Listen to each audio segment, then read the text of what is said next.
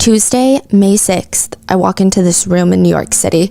I'm already nervous. My plane was delayed. I was supposed to be here yesterday. The room itself is so daunting. It's huge. It feels like it could fit 100 people, 200 people. I have no spatial awareness. It feels like a cathedral church without the peaked ceilings. The ceilings are tall, they're made out of wood, and everything about it feels like you cannot talk above a whisper. So right when you walk in through the double doors, you've already walked through this like carpeted hallway where you can hang your coat. Double doors open up. There's 2 retired law enforcement officers next to you. They're wearing bulletproof vests. They're retired? Yes, and now this is their job. So all of them are retired law enforcement. And the first thing you notice are church pews. Just rows and rows of church pews. You got the left side and the right side. And then above that, and I'm just trying to paint the picture, there are 10 massive chandeliers. Huge lights, but chandeliers makes it sound very fancy and there's crystals hanging off of it. They look like the ceiling boot lights everybody hates, but they're huge. I don't even think I could hold it with my arms all the way stretched out. And there's 10 of them. So to give you scale of this room, it's grand. Interestingly enough, magnifying these ceiling boot lights tenfold actually does make them look prettier. So there's 10 of them lined up in rows of 2 right above the church pew. So 5 on the right side, 5 on the left side. And then you have this like wooden little barricade, like a little wooden fence. I mean, you could easily jump over it. There's a little door. But beyond that, there's more rows and rows of seating, but they have computers and they have better chairs with cushions. And then at the very front of the room, you have this podium and this rope painting. It's a massive artwork that takes up the whole wall, and it's made out of rope that's been tied together, and it's different colors, and it's probably 2 of me standing tall. The church pews are just rock solid wood. You know it's good wood, but every time you inch your butt, you feel like the whole pew is vibrating. You can feel other people moving, and by hour 4, everybody's inching their butts because it's so sore from the solid wood pew. And it's awkward because almost everyone just sits on one side. Now, this is going to probably change on Monday, but during jury selection, we're all seated pretty much on the right side. So the left is empty? The left side has a few people, but barely any. So we're all gathered on the right side, and we're not even condensed to like, oh, single file, let's fill out the first few rows. We're all scattered around the right side. So at the very front row, you have the court sketch artist, and they're going to be looking at Diddy diagonally. So he's sitting right in front of the left side row of the pews. Oh. And so we get like a diagonal from behind view of Diddy. I see. So the court sketch artists are at the front. There's about 2 to 3. And they have, I didn't know it was this big because when I look online, it looks like a little thumbnail. I thought they bring in a little notepad. It's like 2 feet. It's not canvas. It's like a paper. Oh. And they have chalk, they have pastels, they have the surgeon binoculars that they put on their head to stare into Diddy's soul. Yeah, I guess. What? They're trying to get all the details of every defense attorney, the judge, the prosecutors of Diddy. And then behind them, you have a few empty rows and then like a few scattered people. These appear to be people associated with Diddy's legal team. Or supporters of Diddy, aka his friend was there. So his family aren't there yet. They're going to show up for opening statements, but they're not here for jury selection. One friend is there. He was sitting 2 rows in front of us. And then you have the in-house. Was he the one wearing the free Diddy shirt? Yeah. He was pleasant. He didn't really talk to anybody, but yeah, he was sitting there. And then behind him, you have the court reporters. And then behind that row, you've got us, members of the press. That's where I was sitting. And when you get there, you sit down. It feels intentionally uncomfortable. And you're just sitting on this rock solid pew. And the one saving grace of this entire place is there's massive windows that are covered in sheer curtains. So you can't really see out. But if you do take a peek, it's the most beautiful view of New York City and the Hudson River. But nobody's looking outside. We're staring at this one door near the front of the courtroom because that is where Sean Diddy Combs is going to walk out of. The man on trial for racketeering, 2 counts of sex trafficking, and 2 counts of transportation to engage in prostitution.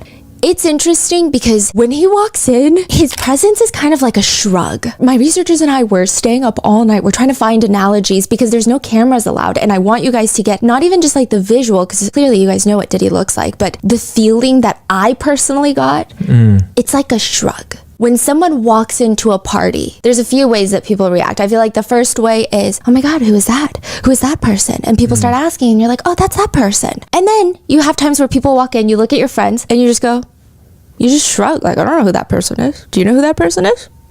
I don't know why they just walked in here. What? It's just very unassuming. There's no strong presence. He just walks in. So it wasn't as intense as you thought it was going to be. Yeah, there was nothing. Less presence. Way less presence, because you hear all these reports about how he does have this very magnifying, electrifying star power. None of that. But there is a lot of tension. And it's interesting because this room is massive, but all of the tension, all of the energy is just lopsided to the front of the courtroom, because that is where the judge, the prosecutors, the defendant, Sean Diddy Combs, the defense team, they're all there. And at some point during the many hours that you sit there, it kind of starts feeling like a one-way window or a one-way mirror. I overheard some people say it feels kind of like we're watching a movie or we're watching fish in an aquarium. There's no interaction between the two sides of the room. There's no conversation, obviously. There's nothing. It just feels like we're watching something that maybe we're not even supposed to be watching. Like we're silent flies on the walls and we have to be silent and we can't comment and no one's talking and we don't exist to them. That's interesting. Yeah. It feels like an invisible force field in the middle of the room. Just boom, there's the force field. Yeah, because like when you're even in public, you don't want to stare at people. No, but all of us are just staring down. I wonder if that's why it feels so intriguing, because you're not supposed to staring at someone.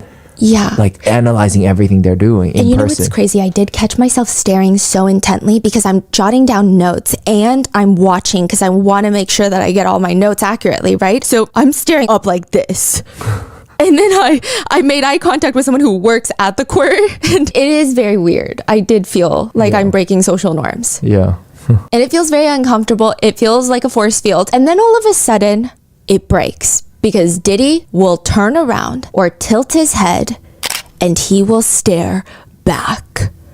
And this is a man, and my researchers warned me because their flight did not get delayed. So they came on Monday and they said, it's not like he's looking at one person specifically. I mean, I'm sure he's looking at his friend. I'm sure he's looking at the people that he works with, but it's not like he's looking at the members of the press. Like he doesn't really care about the members of the press like that. He's not like, hey, that one person, I'm going to stare at you. But he will look at all of the members of the press. Sometimes like one by one. Yes, it feels like one by one. Now, it's not like he can spend a lot of time looking. It feels like he's doing maybe a few faces and then he'll wait, turn around, do another few faces. I would say I could count many a times I felt I made eye contact with Diddy, and I'm not saying this as like he was specifically looking at me, right? But it's just he's trying to see who's in the courtroom. And the way he makes eye contact, I think that was more jolting. His presence was a shrug, but his eye contact is very intense. He reminds me of someone who just does not break eye contact. It feels like he's staring into your soul. There was one point where I thought I was going crazy, and I looked at my researcher who's sitting behind me, and she was like, she's mouthing, what? There was once where he's looking in maybe me, the person next to me, or the person to my right, and he just wouldn't look away, to the point where I felt like all of us started looking away first. Wow. You know, we were talking to other people and there were a lot of people that felt similarly. It feels very challenging when he looks at people. It doesn't feel like zoning out. It doesn't feel like, I wonder why these people are here. It feels challenging. That's the best word. Is he doing this on purpose here, or is this how he always... I don't know him. I personally feel like this is how he is. I don't think that he's like cares about the members of the press that much. This is just how he always looks at someone. Yes. He holds his eye contact and he doesn't break it. No. It feels like he sizes up everyone. And it's not even like we're important or anything to him, but it just is very interesting. So this is week 1 of jury selection for the Diddy trial. Today's sponsors who have made it possible for Rotten Mango to support the Joyful Heart Foundation. They're working to transform society's response to SA, DV, and CA. This episode's partnerships have also made it possible to support Rotten Mango's growing team and allow our team to travel to New York City to attend the trial. We'd also like to thank our listeners for your continued support as we work on our mission to be worthy advocates. As always, full show notes are available at RottenMangoPodcast.com. A few disclaimers before we get started. Regarding content warnings, there are themes of SA and DV. Secondly, certain portions and quotes have been shortened and condensed and or combined for brevity. Now, third, this is a very thick disclaimer, but Sean Combs is presumed innocent until proven guilty. The burden of proof is the responsibility of the prosecution. Everything reported on in this episode and throughout the trial is public information. Any descriptions or observations that I will tell you, like this is what I saw, regarding the defendant are personally noted by myself or my 2 researchers who were present in the courtroom. In person, seeing these things happen in real time with our own eyes, that's what we're telling you. But just because we feel something and see something does not mean that our experience and statements are valid reflections of the truth. Our interpretations of random things that we saw in the courtroom are our own opinions and are shared for the purpose of reporting on current events because they don't allow cameras. None of this should be used as a definitive source for how someone feels about Diddy, and especially not for deciding if you think he's innocent or guilty, especially as the trial is ongoing. So with that being said, let's jump into a super brief recap. We did 4 deep dives into Diddy's case in 2024 after his arrest. Part 1, we cover the FBI raids of his mansions, the leaked hotel security footage of Diddy allegedly physically assaulting Cassie, his girlfriend at the time, and multiple accusations from victims allegedly harmed at Diddy's infamous so-called freak-off parties. In part 2, we cover Diddy's history and lore, including allegations against Diddy's son, their yacht parties, the untimely death of Diddy's ex-partner and mother to his children, Kim Porter. Part 3 was an interesting one. It covers a lot of different connections that people have made between Diddy and 13 people who have mysteriously passed away, including Biggie, Tupac, and the 1999 City College incident that killed several people in a crowd crush at an event promoted by Diddy himself. Then in part 4, we went over the rumored Diddy's list, which includes all the internet allegations about celebrity friends who internet users believe may be connected to Diddy's infamous freak-off parties. And now, starting Monday, May 12th, we're going to be doing daily episodes. Daily updates on Diddy's trial. There are no cameras, no live streaming allowed in federal courtrooms. There's no way to really get that type of information. We can't even bring our phones or laptops in. Everything is even just hand notes. It's very serious. He is facing 1 count of racketeering conspiracy, 2 counts of sex trafficking, 2 counts of transportation across state lines for the purpose of sex work. Diddy has rejected a plea deal and he is facing a maximum sentence of life imprisonment if found guilty on all charges. So this past week was jury selection. Opening statements are projected to start Monday. And in some sense, it kind of is Diddy fighting for his life.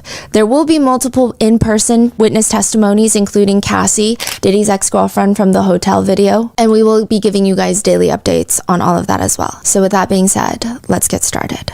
I think the only thing that matters in a courtroom, and I was doing so much research about this before we went into jury selection, not we, but is that the 12 people that are on the jury, this is the only thing that really matters, is that they like the defendant more than they like the prosecutors, or vice versa. That's what the government, that's what the defense are trying to do.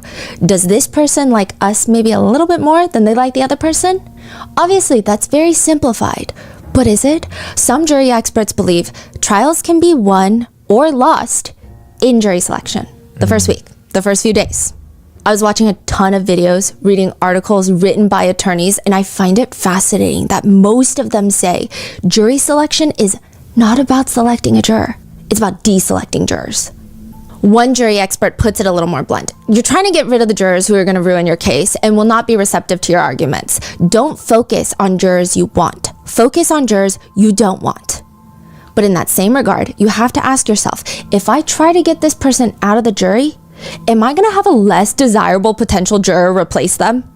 Other attorneys candidly write on Reddit, pick your leaders and pick your sheep. That's the rule that I live by. You need 4 people who you think you can really speak to, and they got to be leaders.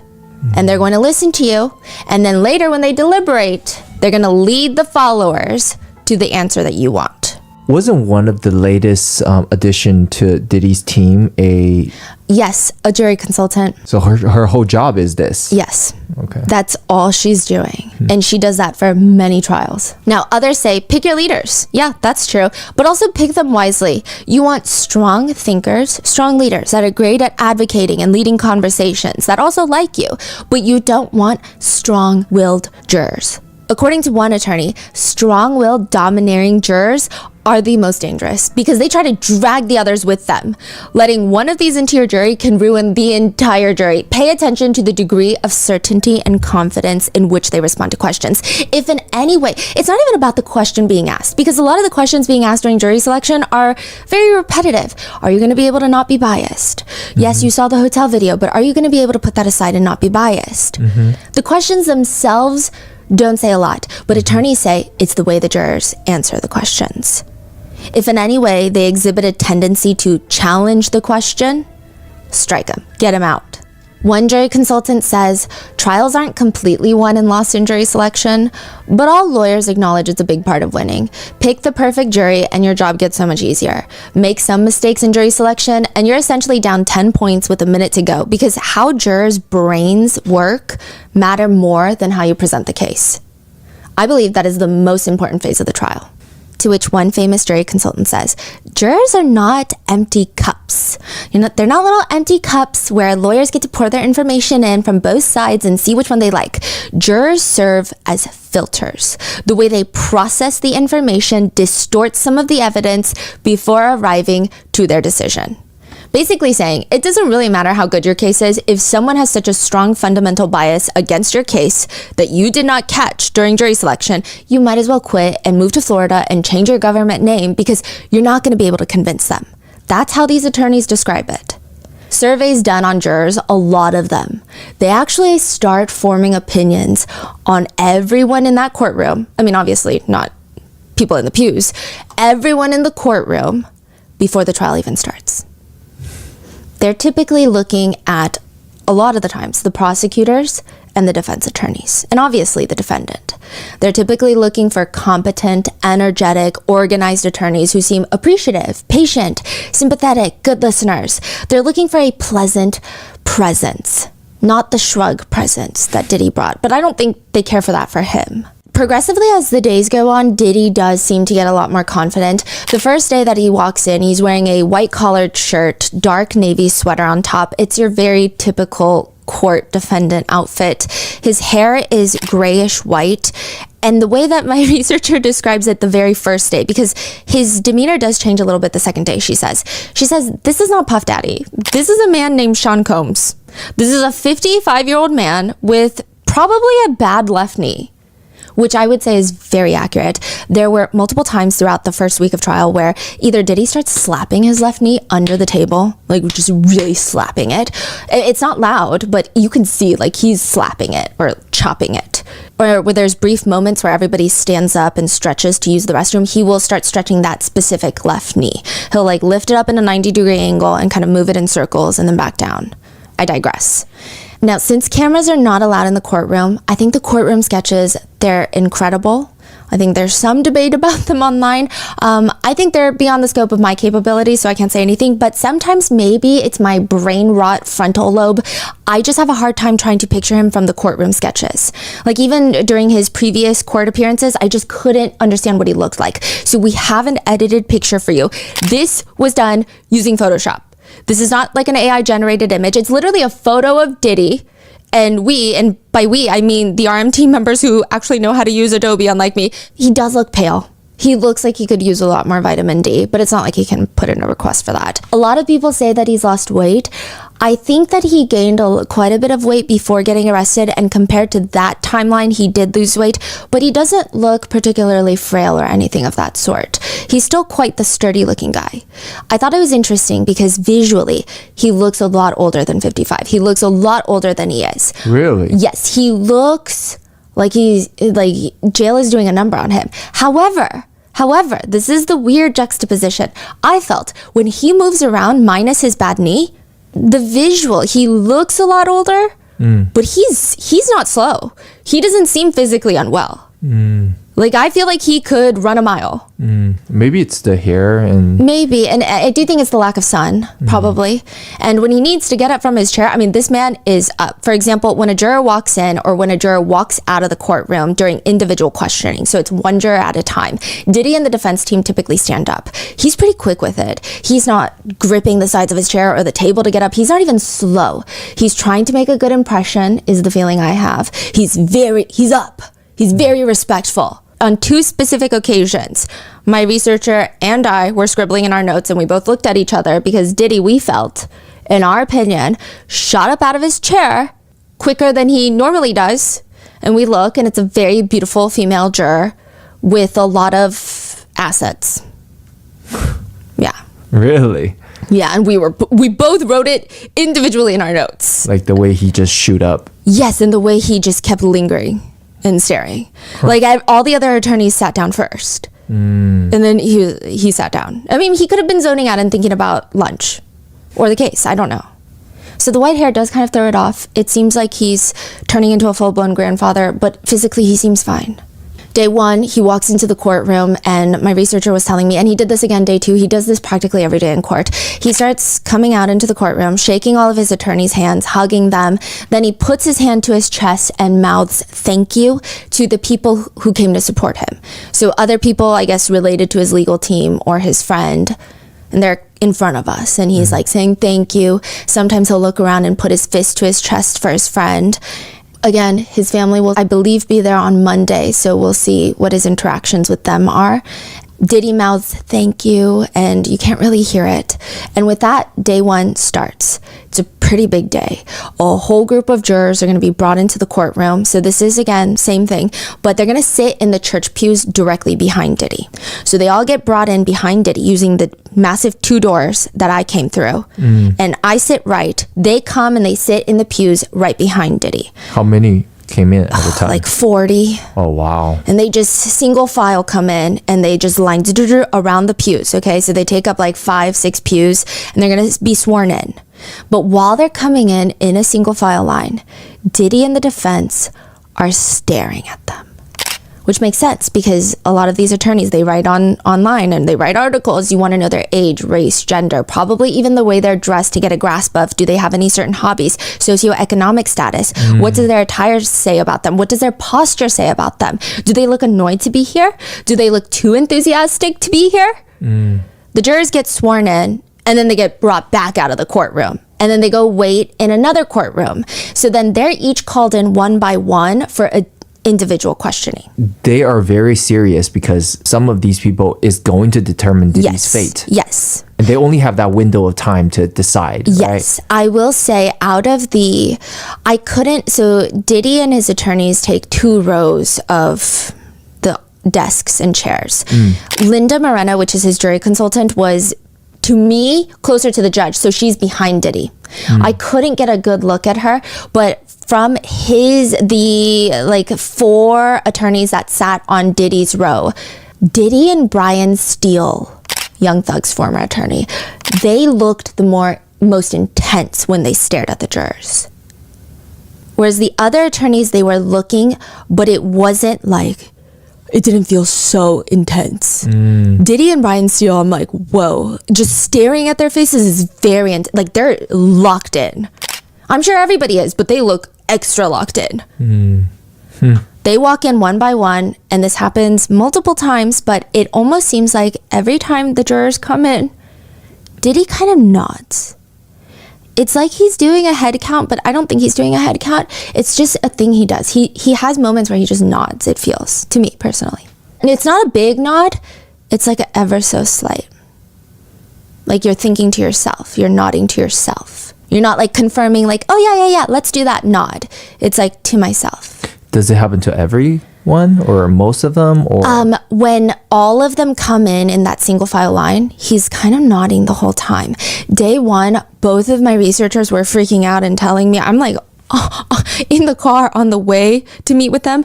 And they're like, there's this moment where after the jurors leave, he turns around and his hands are at hip level and he kind of rubs them slowly.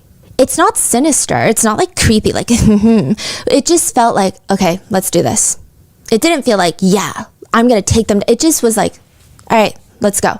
So now the jurors are going to come in one by one for individual questioning. But before they can even bring in the first juror, you know when you're in a classroom for the first time and you've walked in, you sit down, you haven't spoken a word, suddenly the teacher calls on you and you have no idea how to project your voice because you're like, I don't know if this is loud enough when my teacher is all the way over there. Like, I don't know, but then I don't want to scream because that's embarrassing. It's just like, how far is my voice going to travel? I don't know. You're trying to grasp it. Diddy's lead attorney, Mark Agnifilo, stands up to ask the judge, I'm constrained to ask for another 2-minute bathroom break. I apologize. The judge is confused. well, why don't we try to get through at least 10 jurors? So previously, they already had another bathroom break. And my researchers said it was so quick. I mean, it just looked, they were like, I don't even know if Diddy peed. No, they say... They also said, we also don't know if he washed his hands because it was just too quick. Like, did he not pee or did he not wash his hands? Because they think in their timeline, maybe we're slow movers. That they're like, I couldn't have peed and washed my hands like that in that amount of time span. It was just so quick. It was super brief. Yeah. And then court is back in session. Then he's asking for another bathroom break. So the judge is like, well, why don't we try to get through at least 10 jurors do we really need to take one now? Diddy lifts his butt up from the chair a tiny bit, and I cross-referenced both the researchers' notes. He raises his hand near his head level, and the pointer finger, the index finger, is slightly upwards, but it's not like pointing. It's kind of like, oh, excuse me. But he's barely looking up at the judge. He seems very meek the first day. He barely raises his voice, and this is when he says the 9 or so words that everybody was talking about. I'm sorry, Your Honor. I'm a little nervous today. This is considered the first thing Diddy has said in court. And did he get a bathroom break after that? Yeah, he did. How long does usually one individual juror session take? It really depends. Like 5 minutes? 39 a day. And then there's group questioning. Yeah. And then there's also a few breaks and like lunch. Okay, so it's like 5-10 minutes? Yeah, and then it really depends. Like some jurors, if they don't answer yes to specific questions, they don't really ask anything more. I see. Recently, Drake released this new song, and okay, it's just not been a good year for Drake. I mean, I feel like years ago, all the titles are like the new face of hip hop. Now the article headlines are we sure Drake is okay? But maybe this is his comeback. Maybe this is his partial recovery from what happened with Kendrick Lamar. He's going to release new music with engaging lyrics. And this one song, the lyrics read, I've been in the house, but I'm coming outside tonight. Yeah, I love how you always be speaking your mind. People want to meet up, talk about shit. I'm vegan now. Evil eyes are staring at me and I see it now. Shout out to Brian Steele. Take off the cuffs. We leaving now. The whole song is called Brian Steele. So who the hell is Brian Steele, and why is there a song named after him on a Drake album? Brian Steele is one of Diddy's defense attorneys, but he's most well known for being Young Thug's attorney. This is the man that with his full chest said, Your Honor, Young Thug? More like young, truly humble under God. That's what his name means. Okay, he didn't say it like that. He said it much more eloquently. He would be truly humble under God. That's what thug means. But it was equally goofy. He also shows a picture of Young Thug that supposedly shows him making the letter B with his hand, which I guess the prosecutors were trying to argue that means a gang, that's a gang sign. Pretty much, that's a B, which I think by a lot of netizens, or really anyone with some ocular capacity, could see that it does indeed probably look like a B. It's like an eye exam, and you put the super clear slide, and you're like, oh yeah, that's a B, right? I'm being dramatic, but Brian Steele disagrees. He said, that is not a B. That is a P, because my client, Young Thug, truly humble under God, is pushing positivity. P for positivity. It's called pushing P, and it's positivity. It means any circumstance you're in, if you think positively about something, you can make it through. You're pushing positivity. You're pushing P. Listen, I don't know. I don't even want to get too deep into the Brian Steele lore and the Young Thug case because I might do a whole separate deep dive on that one. But now that same attorney is sitting on Diddy's left side. He's sitting right next to Diddy for jury selection. And he is interesting. And this is the part where I feel like, please listen to the wording in all of this. I'm trying to describe exactly what I saw in that courtroom. And we went in with the idea of, especially for jury selection, we wanted to see how the jurors would react to the defense and the prosecutors. So, I could have walked in and been like, I personally don't like Diddy, so I personally wouldn't defend him if I were an attorney, so I personally don't like the defense attorneys. I could have just walked in like that, right? But I did want to see from a more neutral perspective of maybe how some of the jurors would feel. And I will say Brian Steele is very likable. All of Diddy's attorneys are incredibly likable if you remain neutral. How in what sense? Yeah, let me run you through it. And this is very interesting because there is a poet that reportedly even said a jury consists of 12 people who decide who has the better lawyer. And if that's the case, the prosecutors, they're also a dream team. They're like heavy hitters. But the defense, they're basically courtroom predators. They look like the popular kids. How many were there? Oh, there were a lot. So on the row that Diddy was sitting, it was his 2 main leads and then 2 to his left. And then there were 3 in front of him. And then there were a few in the pews. Wow. I mean, he's spending a lot of money. A lot of money. It's reported, alleged by a Young Thug song that Young Thug spent $2 million for Brian Steele. And I'm sure it was more because that trial was the longest trial, I think, in Georgia history or something crazy. His defense team are courtroom predators. And I say that with respect and a lot of fear. Have you ever heard the quote, you don't get a second chance to make a first impression? Mm-hmm. That's the feeling. So according to one attorney, trial attorneys are professional communicators with their body. That's what they're supposed to do, or at least the good ones. According to some jury experts, they believe, at the very least, this is a very conservative number, a defense attorney's message is conveyed 55% through their body language and tone, and not the words. I'm not insinuating that that's what's happening here with Diddy's team, but yeah, I think they're all incredibly successful for a reason. One attorney says when you walk into that courthouse, you're on. Everyone is watching. In that courtroom, the jury is watching you, not when you start talking. They're watching you from the moment you walk in, long before you say anything. They will notice everything about you and draw conclusions about who you are. It is advised that trial attorneys, especially in the beginning, perhaps practice smiling, a soft smile in the mirror, so they have a neutral, natural, resting facial expression. I don't know if any of Diddy's defense attorneys stare at a mirror when they get home, but I would believe it if you told me they did because they're incredibly polished. They're friendly, and aside from Diddy just sitting there at their table, a lot of people in the courtroom seem to like the defense team. They seem to have good relationships with the prosecutors. A lot of them used to work at the DA's office. Yeah, it seems... I mean, not the defendant, I don't know about that, but the defense team. So you have his lead attorney, Mark Agnifilo. Appearance-wise, he has salt and pepper hair. I would say more like 70% pepper. I'll keep you updated on if that progresses one way or another during the trial. He has a bit of a rounder face, which actually makes him look a lot more approachable and younger. In a lot of the pictures I find of him online, he looks kind of angry. I think he usually gets his picture taken when he's mid-sentence talking about clients outside the courtroom. So he does look kind of, his eyebrows are crunched together. He doesn't look nice. In court, he looks mainly focused. He doesn't look particularly stressed or angry ever.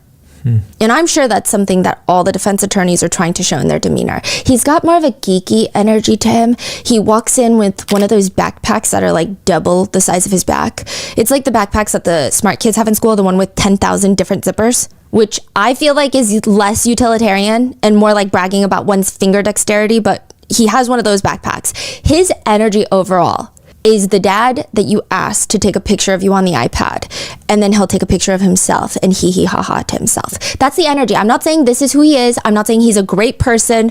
He has defended lots of questionable people.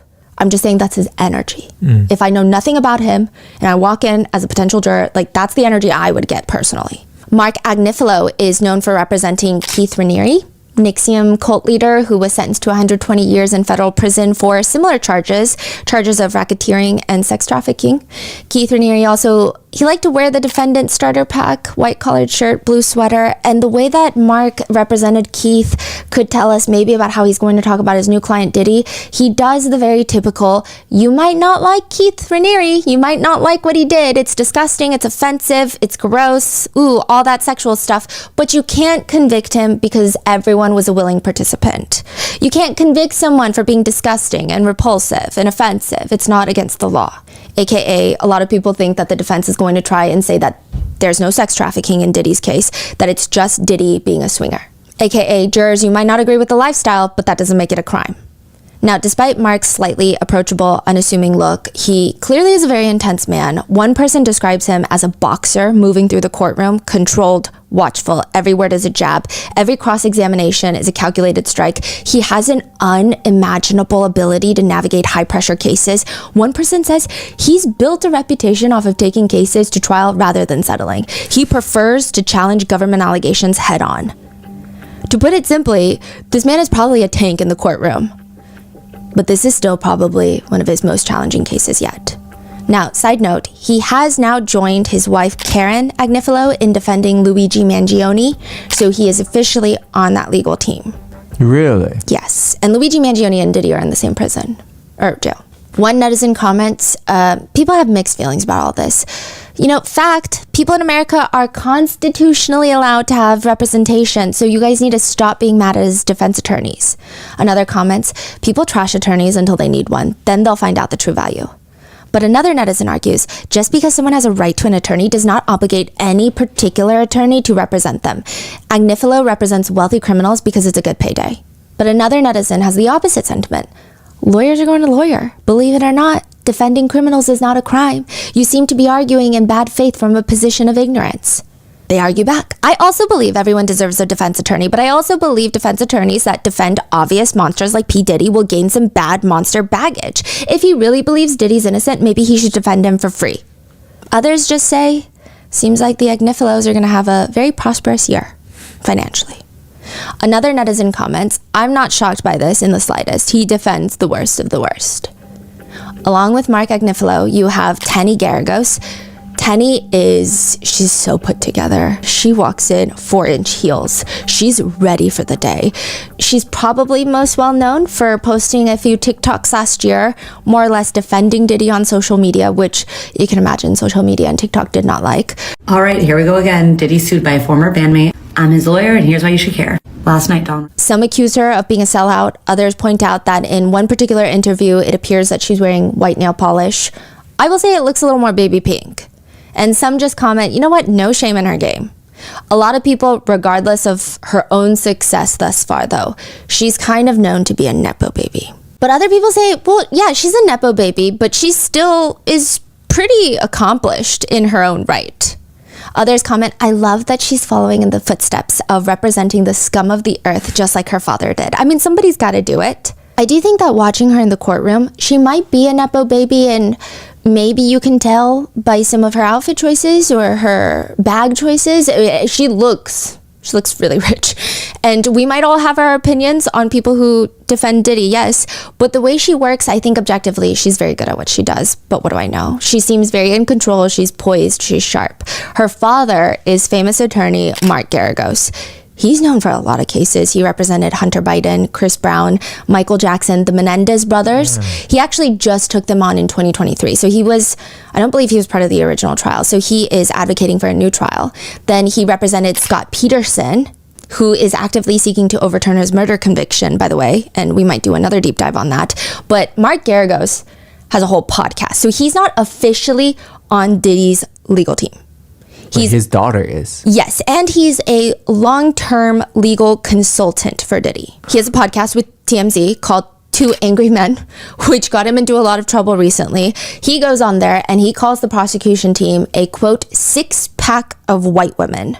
My understanding is you got a six-pack of white women. To which later, according to court transcripts, the judge tells Mr. Garagos, when you say things on a podcast like 6 women, all white, my understanding is that you got a six-pack of white women. That's something that you shouldn't, that no one should be saying as an officer of the court and a member of the bar, right? To which Mark Garagos responds, I think when you've got a black man who's being prosecuted and the client feels like he's being targeted, it's an observation. The judge doesn't seem to be having it. I think this is ridiculous. I think referring to the prosecution in this case as a six-pack of white women is outrageous. All right? And I understand what you're saying about the cases and everything else, but I think this is outrageous and this would not be tolerated in any court from any lawyer anywhere across the nation. And I'm going to be watching and I'm going to be listening. All right? You have one more listener for your podcast.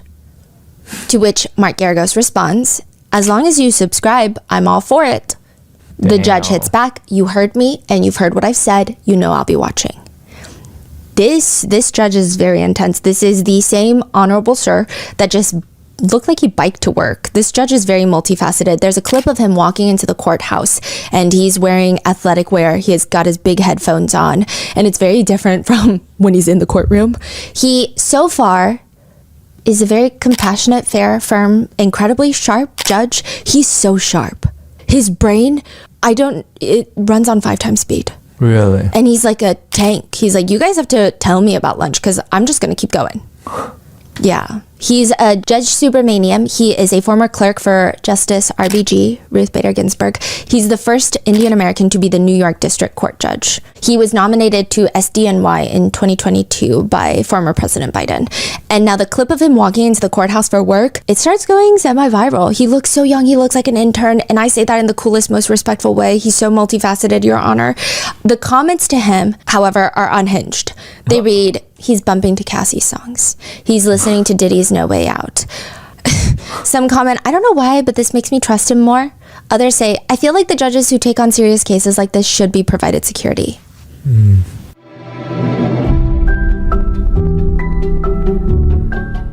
Starting your own business is like embarking on an adventure where you suddenly need to become an expert in everything overnight. When my family and I started Grandpa Mango's limited edition artwork, it was a lot. One day you're the marketing department, the next day you're trying to figure out inventory, and somehow you also expected to be a web designer, customer service representative, a shipping expert.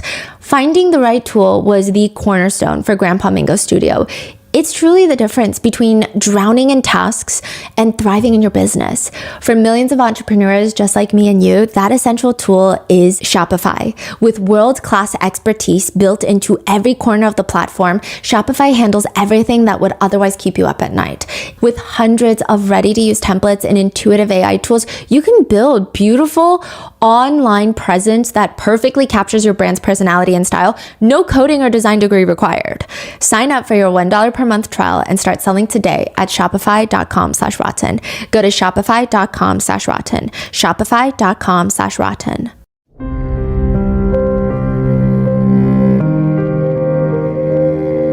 But back to the defense attorneys. You have Mark, you have Tenny, the lead attorneys.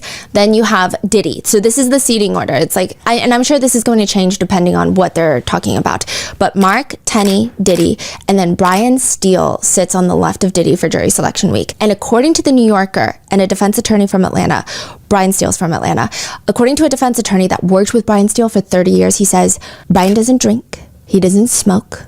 He can't believe anybody would. He won't curse, even in court, even if he's reading from a transcript. So when he's cross-examining, he will say, so-and-so F word. The court will say, you can read that out loud, and he won't do it. He only drinks water. His lunch is tofu or salmon, maybe a salad, no bread. I've never seen him eat out. He'll bring a toothbrush to court. He exercises daily before and after court, running, swimming, weights. He has 3 kids, a wonderful wife who is also his law partner, and they kind of idolize each other. So his wife's name is Colette. And just a side note, I'm going in depth on all these attorneys, and I will go in depth later on the prosecution team as well. Not entirely sure what the word would be. They were less notable during the jury selection. I'm sure once opening statements start, I mean, they're a very competent team. So we'll go in depth. I just want to paint the picture because we're going to be talking about them for like 2 months. Yes, you can Google pictures, but there is like a certain energy, like a synergy when they're all in the same room. And I want you to be able to picture it every day and not go through the same things, because I think a lot of evidence, witness testimonies are going to come up. We just won't have time for that. So he always says in the phonetic alphabet, C as in Colette, which is his wife's name, right? Apparently he's also superstitious. I haven't seen this yet, but he will allegedly kiss a finger or tap on a table anytime death is mentioned. Apparently, he likes to call his childhood friends mothers to tell them, thank you for giving birth to my friend. Also in 1992, Brian Steele was assigned to the case of an illiterate man who was charged with attempted murder in Atlanta. He actually slept in the jail with him because that man he was distrustful of Brian Steele and did not want to say anything. He was not the killer. Or he was not the attempted murderer. So he slept in that jail room to try to get him to open up and trust him. And Brian Steele apparently once said, a fair trial is better than sex. He's also said, I've defended people who cut out eyes and ate them. The system only works when the accused have real representation. The more challenging the case, the more likely I'll take it. Do I like the person I'm defending? That's the main thing. The reporter for the New Yorker asked Brian Steele if he would have represented Epstein. He says, I'd have to understand better all the facts and circumstances. See, I don't believe allegations.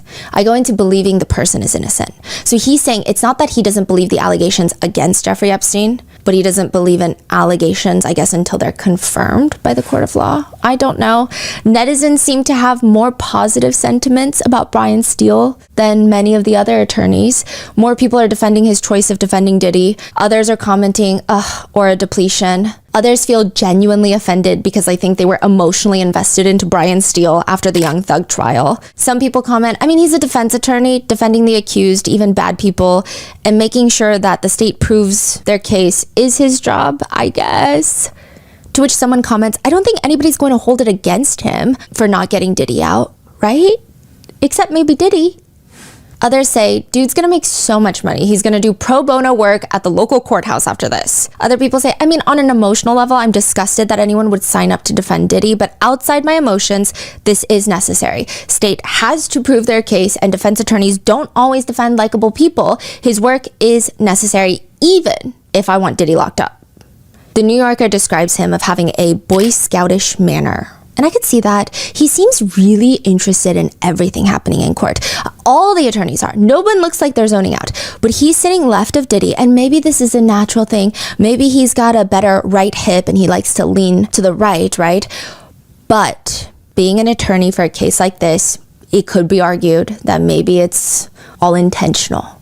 He's always leaning closer to Diddy. He's always resting his right arm on the right side of his chair closer to Diddy because he's sitting on Diddy's left. He also has, the energy is Mark and Tenny are very serious. They're not overly serious or aggressive or skeptical. They're just very in work mode. Brian Steele, there's a lot of moments where he appears to be having a good time sitting next to Diddy. Really? Yeah, Such it's like as? They're passing notes. Brian Steele is smiling. And again, look, I only know what I remember seeing from the other side of the courtroom and my very limited research about Diddy's humor, but Diddy is a big personality. I have never read that he was known to be someone who just makes others chuckle at rapidly reoccurring frequencies, you know? Not that I know of, but Brian Steele seems to genuinely enjoy, I don't know about genuine, he seems to be enjoying his time sitting next to Diddy in the courtroom. But does he really? We don't know. Yeah, and he has a lot of interesting things that he does. I will say I believe the tapping on the desk when death comes up because a lot of his movements are very repetitive. So he wears reading glasses. If he is looking at the screen, he'll have them on. If he's not looking at the screen, he'll take them off, and he kind of puts the glasses tip into his mouth. He likes to stick things into his mouth, be it a pen, be it his glasses. He also has a bright pink water bottle that he drinks out of. And I'm like, I always try to analyze, is this very intentional to come off very likable, or is this genuinely just who this guy is? I don't know. I see him frequently use a pink highlighter. He's got this stance. So anytime there's a break, Diddy's not like lingering and mingling. Diddy gets taken to the back because he needs to be held. And there will be breaks where people need to go use the restroom. And the lawyers, they can come out, the attorneys, they can come out and they can talk, not to the members of the press, they're on a gag order, but they can talk to their colleagues, they can talk to the prosecutors, they can talk to Diddy's friend, right? And they all just seem relaxed. They seem like the cool kids, but Brian Steele has his go-to pose. His blazer jacket is unbuttoned. He's got his hands on his hips, and he's got one hip popped out.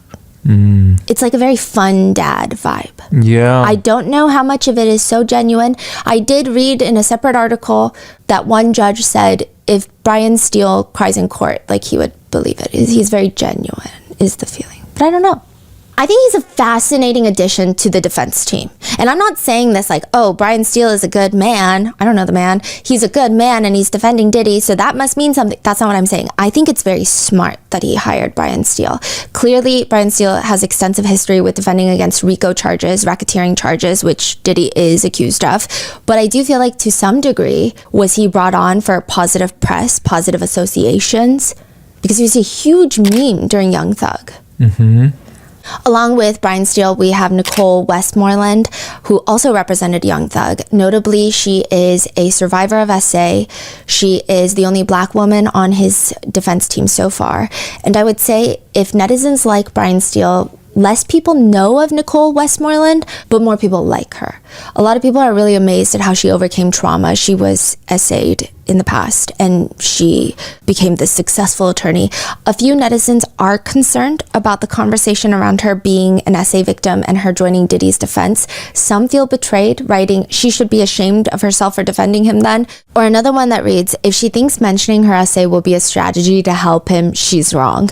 Which I feel like is all kind of icky, the commentary about her essay that is by random internet people. And then you have Alexandra Shapiro. She's got shoulder length blonde hair. It's a little curly. She looks incredibly athletic. If you watch those movies about like New York City power women who do it all, that's the kind of energy she gives me. She looks like she's an attorney. On the weekend, she works on her novel, her fiction thriller novel, and then runs marathons. I don't know if she actually does that. I don't know if she runs marathons, but she is an attorney and she did release a fiction thriller novel in 2022 called Presumed Guilty. And as someone who has to lay down after going out for approximately 1 hour, she seems like she's going to be running circles. We don't know what she's going to be deployed to do for this case, but she represented SBF. She's described as a former big law titan. She's also clerked for Ruth Gator Ginsburg, but not at the same time this judge did. Others say, call Alexandra Shapiro if you can afford her.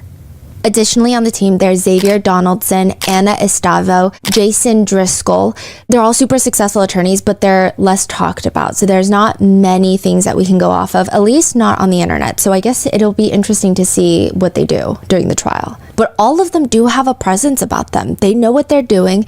They're likable. They're the popular kids. One legal expert describes the team as, I'm looking at the team, especially on the first day of jury selection, it seems like they've got people who are experts in their own kind of general areas. I think the team that Diddy has put together are some heavy hitters in their own rights, and they're working together as such. But maybe, at least for this past week, maybe the most important person on Diddy's team is Linda Moreno, the jury consultant. She's here to help decide which jurors would be the most advantageous for Diddy. And again, we don't really get to, like the prosecutor, we're gonna cover it all. This is not like me just talking about Diddy's team. It's just there were not as many notable moments, and I think we won't really understand what angle they're going for until the opening statements. Now, one attorney completely unrelated to all of this, slightly controversial, bizarrely comments, generally speaking, I mean, there's all these other small things you can do to find the right juror. The heavy, rounded face, happy-looking person is the most desirable. The undesirable juror is quite the slight, underweight, delicate type. Features are going to be sharp and fragile, and he's got a very lean look. The athletic juror is hard to categorize. Usually he is hard to convince, but once he's convinced, he will go all the way with you. As for Linda Moreno, she's a juror expert on anti-Muslim bias in American jury trials. The trial of Noor Salman, the widow of the Pulse nightclub shooter, Linda Moreno got her acquitted. That was the first complete acquittal of terrorism charges in America since 9/11. Now, without getting too much into her cases, at least not in this moment, she does have a fascinating way of picking jurors. For example, in one case, she was representing a client that was charged with explosives. She says it's all about picking a jury. So in that particular trial, one prospective juror talked about how her brother had served in Iraq and how she had grew up in Vietnam during the Vietnam War. A lot of people on the defense team wanted to get rid of this juror because you're dealing with explosive charges. This is not good. There's going to be a lack of understanding there. They don't want her on the jury, but Linda Moreno wants to keep her. She's saying she had a clear, strong voice, suggesting that she thought about a lot of things. And something she said really impressed me. You would have to live through the war in Vietnam to understand why people did what they did. She said, we're keeping her. She was firm.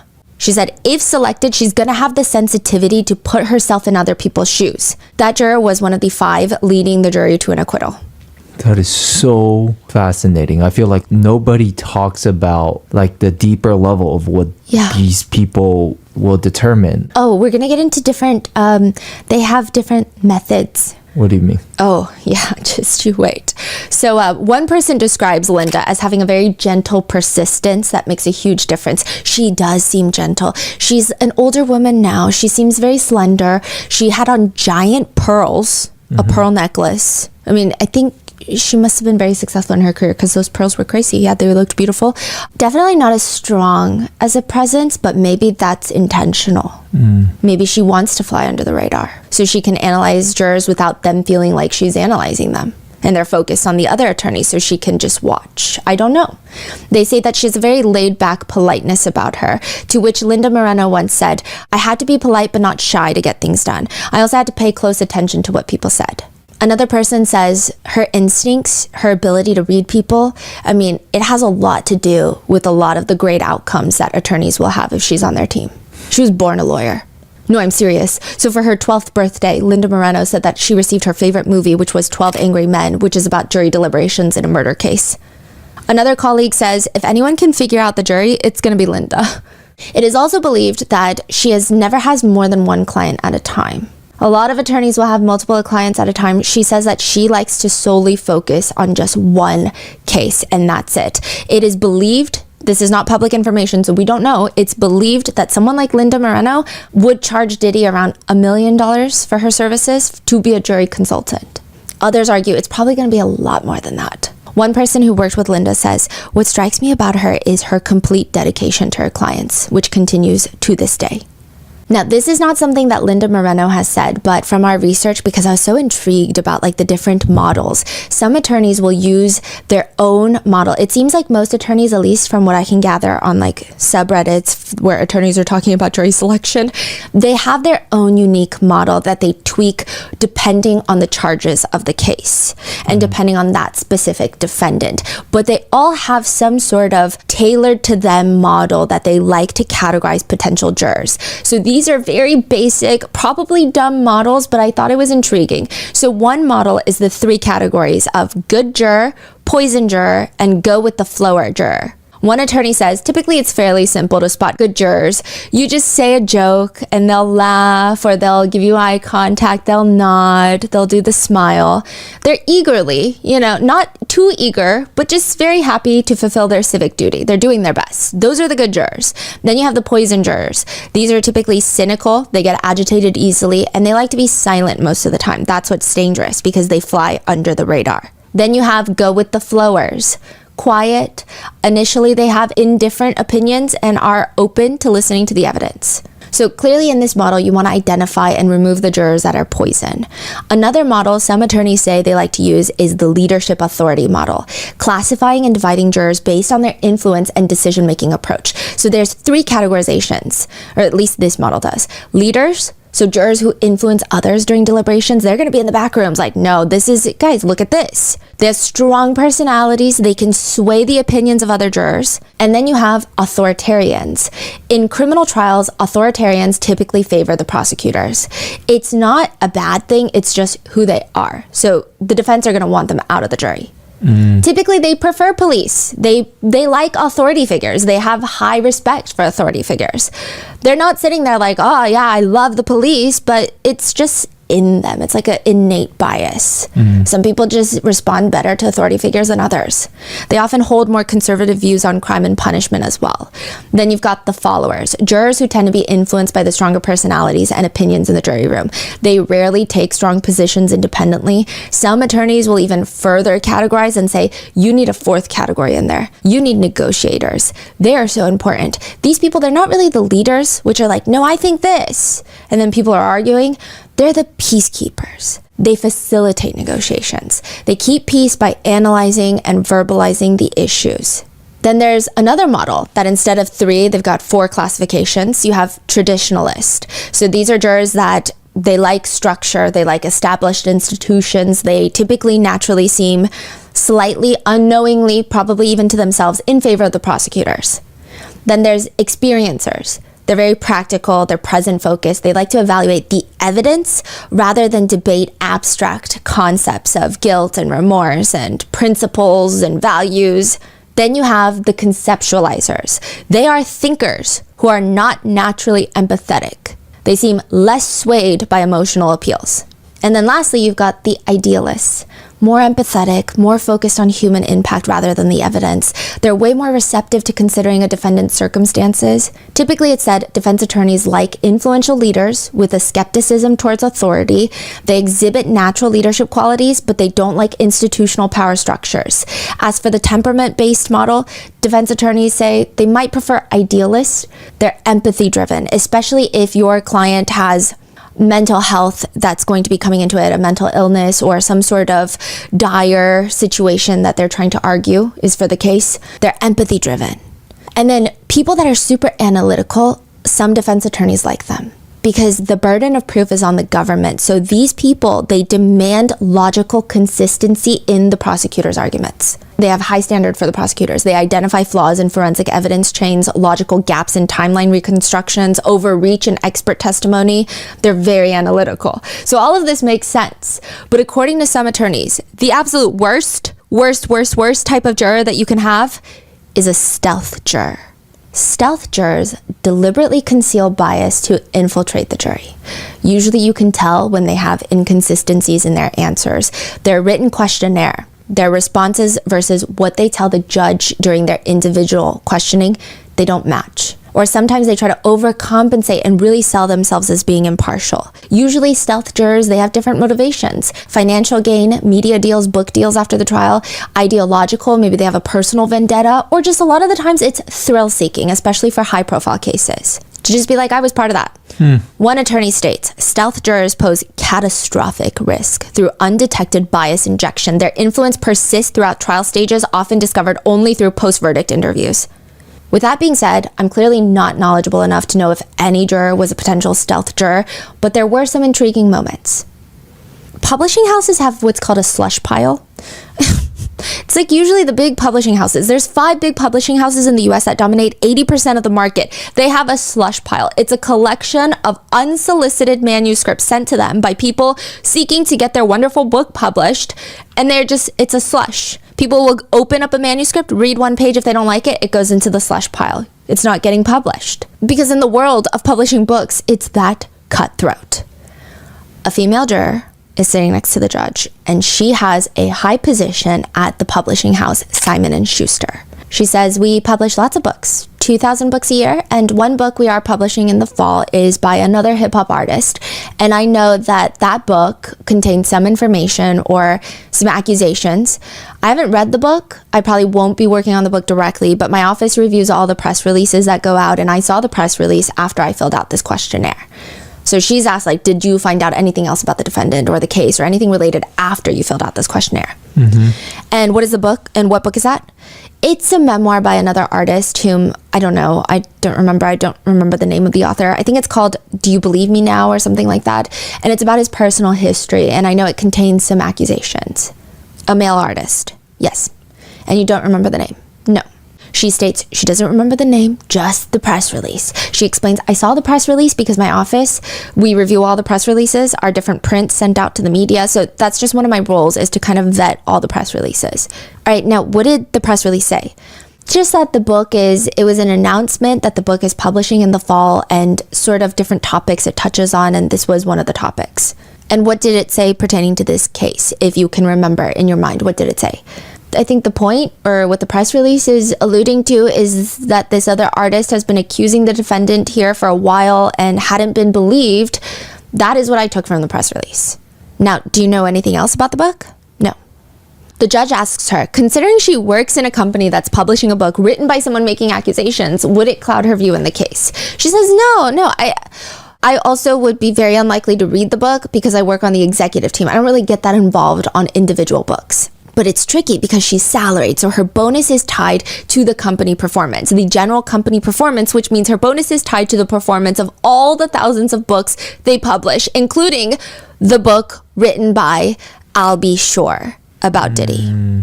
I think the list of people who really do not like Diddy would be comparable to a CVS receipt times 10. It's a long list, but I do feel like at the top, it's going to be 50 Cent and potentially, definitely, I'll be sure. Now, just to recap, Diddy has 7 children. The first is Quincy Brown, but Quincy is not Diddy's biological son. He is Kim Porter and Al B. Sure's biological child. It is believed that Diddy adopted Quincy. However, recently Al B. Sure states in a documentary, there's no adoption. And if you haven't noticed, his last name is still Brown. Take that how you will. I have no idea which one is true.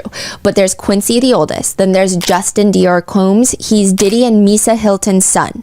Then there's Christian Combs, Diddy and Kim Porter's first biological child together. Chance Combs, Diddy and Sarah Chapman's daughter. And then Delilah and Jesse Combs, the twins, Diddy and Kim Porter's twin daughters. And in 2022, Diddy had another baby, Love, with Dana Tran. So that baby's an infant. And all you need to remember at this point is that Al B. Sure is Quincy's biological dad, and Kim Porter, the mother of many of Diddy's children, and Quincy's mother, is a longtime partner of Diddy, but also was married to Al B. Sure before dating Diddy. So Kim Porter and Al B. Sure are married. They have Quincy. Kim Porter, they break up. Kim Porter starts dating Diddy. They go on to have multiple children together, and Diddy was very involved in Quincy's life.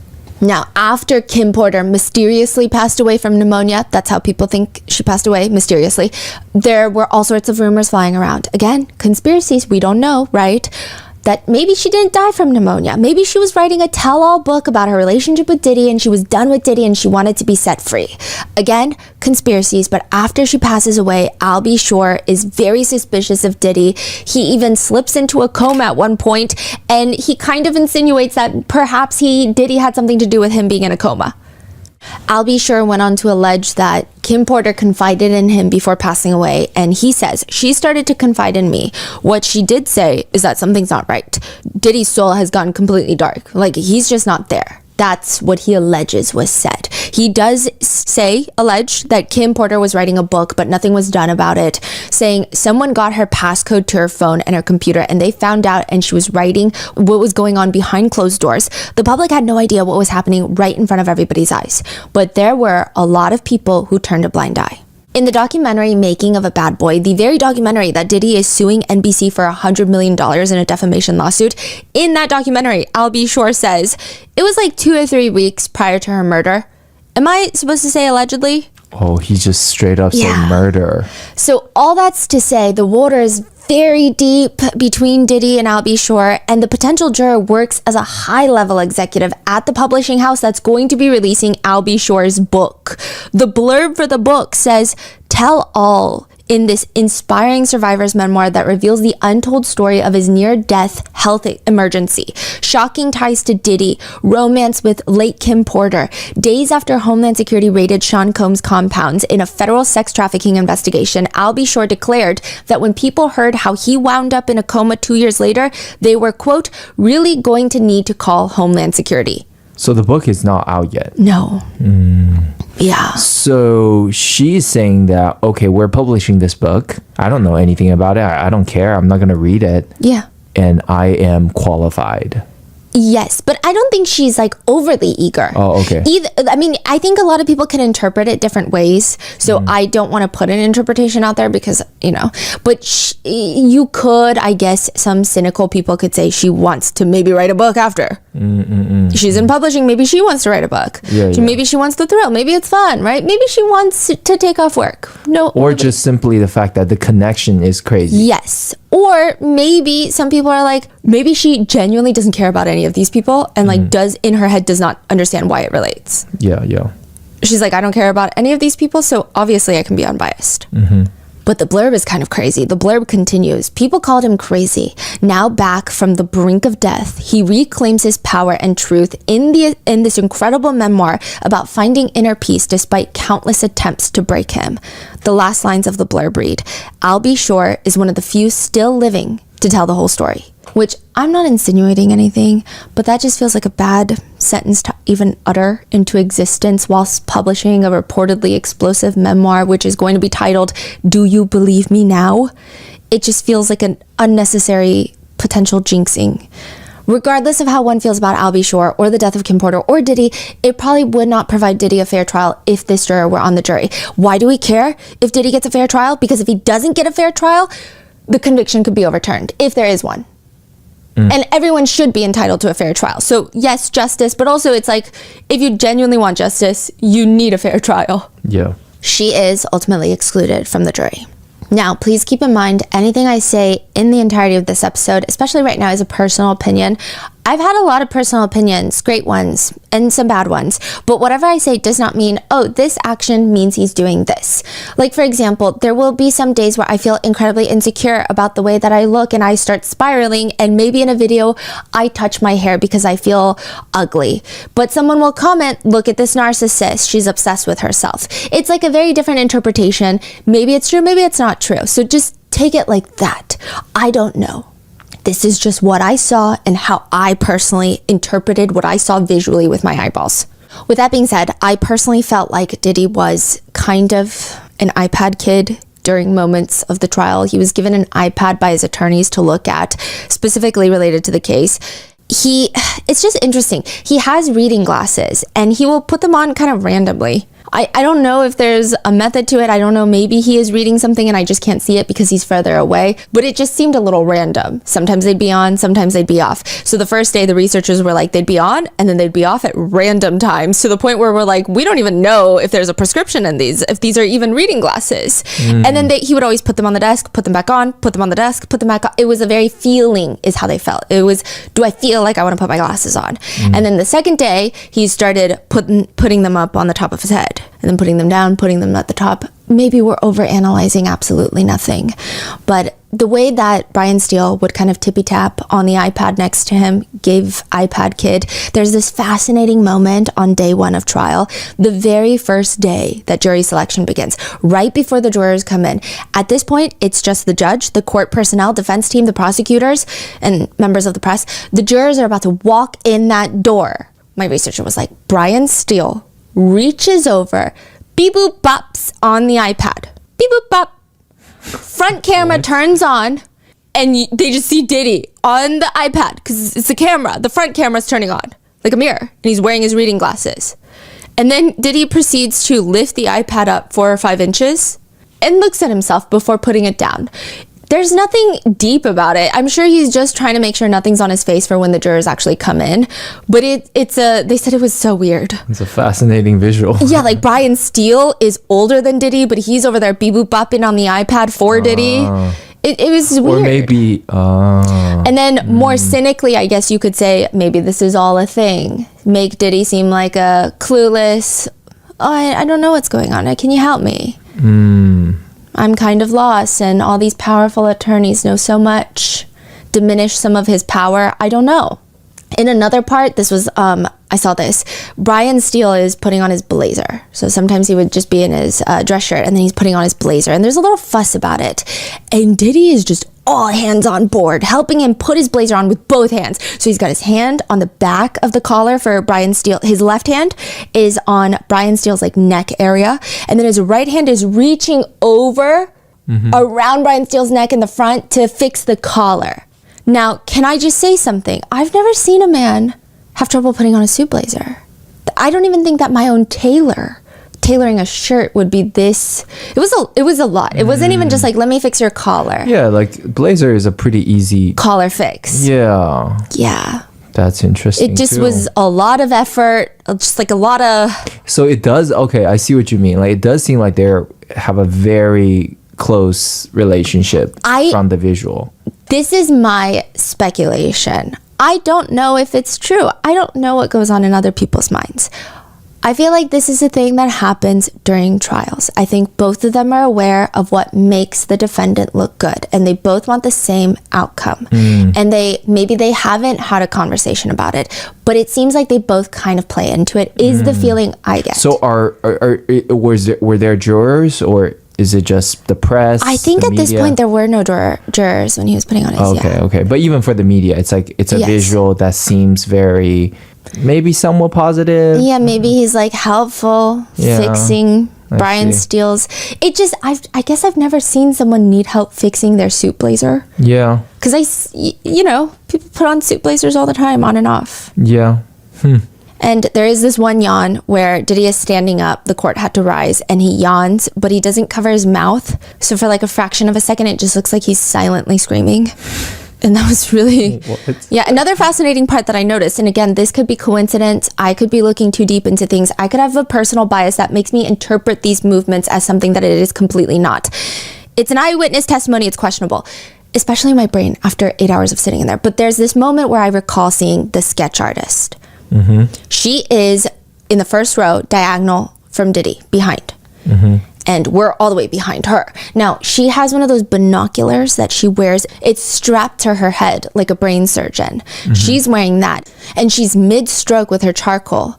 And Diddy, from my perspective, looks like he briefly glances back. He doesn't shift. He doesn't turn. He just kind of sees in his peripheral. I think he sees in his peripheral.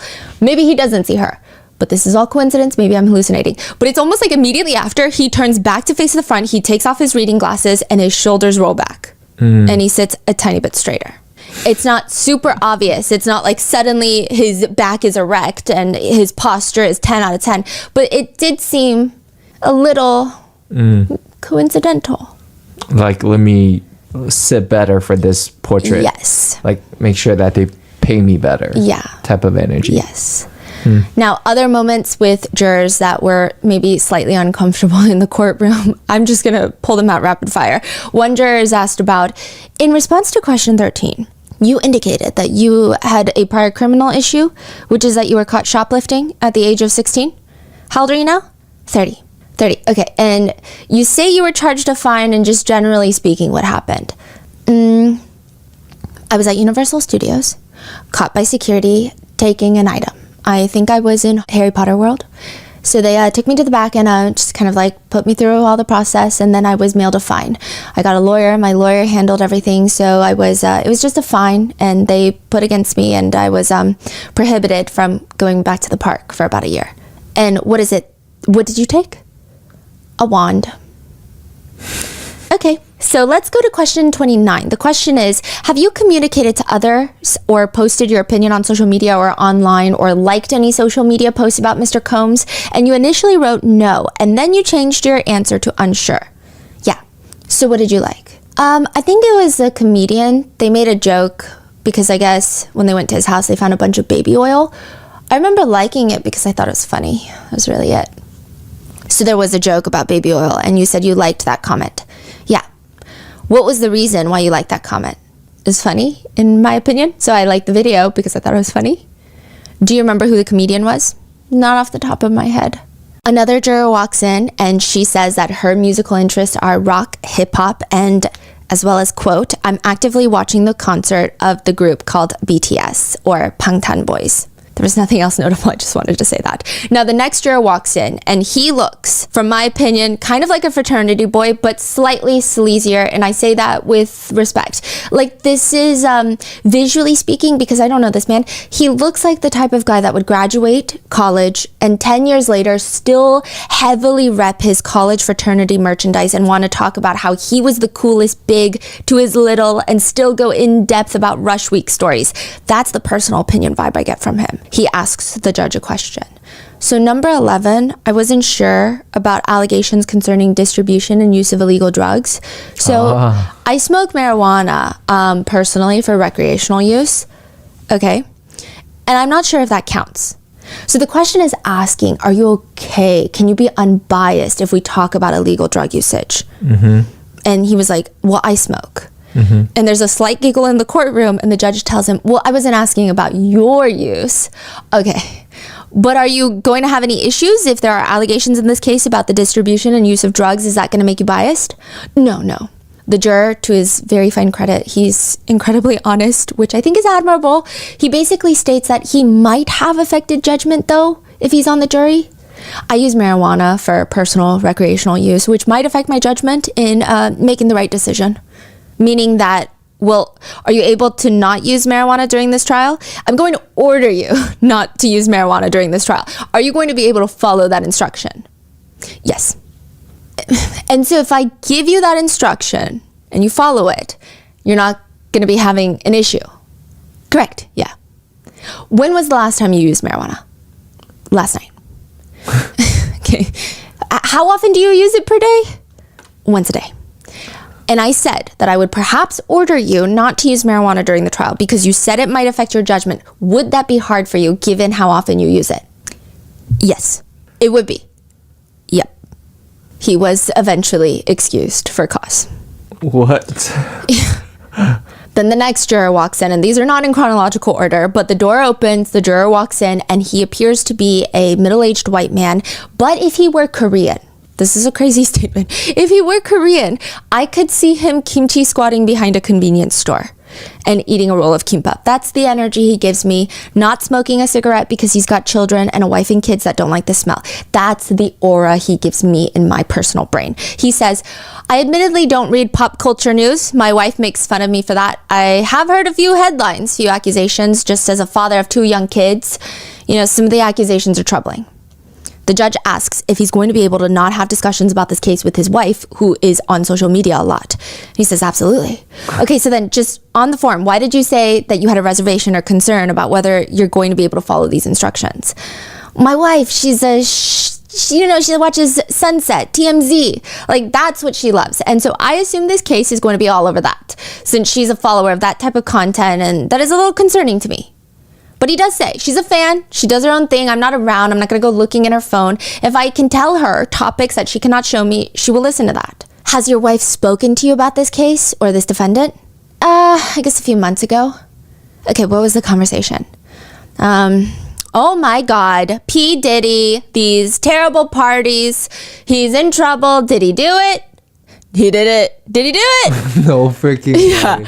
And he was pretty okay. So a lot of the jurors, you can tell they're very soft spoken into the mic. Yeah. He's like, OMG. How far are they from Diddy, like in terms of distance? 2 rows of desks, 3 rows of desks. It's 2 rows of desks. Yeah, like 3 rows of desks and then Diddy.